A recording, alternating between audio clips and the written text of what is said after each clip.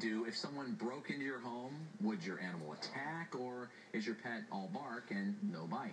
Tonight, we're putting 4 dogs to the watchdog test to find out. CBS 2's Chris Martinez now with this original report. They're man's best friends, but are they your best protector?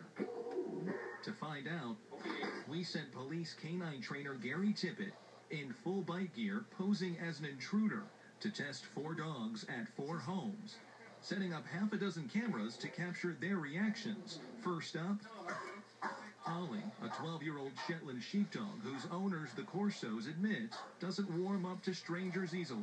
What do you think is going to happen? I think he's going to bark like crazy. His nose is going to be near their calf, and he's going to try to keep them from going further into the house.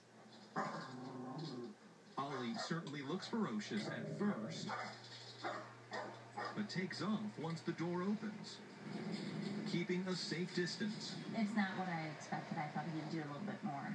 Next up, Wrigley, a 2.5-year-old yellow lab. He's got a pretty rough bark. As our intruder approaches, Wrigley unleashes that big bark.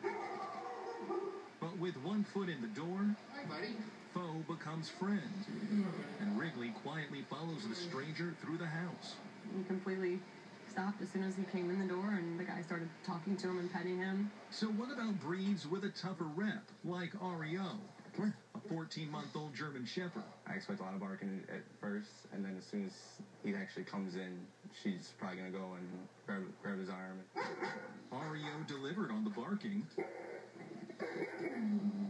but then made nice, and even let our intruder take her on a walk. To see him walk her out with a leash was definitely interesting. And what about Cuneo, a 7-year-old, 100-pound Rottweiler? I'm hoping he barks and keeps the person out.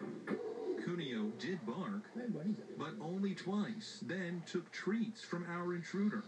But what was even more surprising is when he told him to get in his kennel, he went and he sat in the kennel and didn't come out until he told him to come out. So why not attack? You have to condition the dog.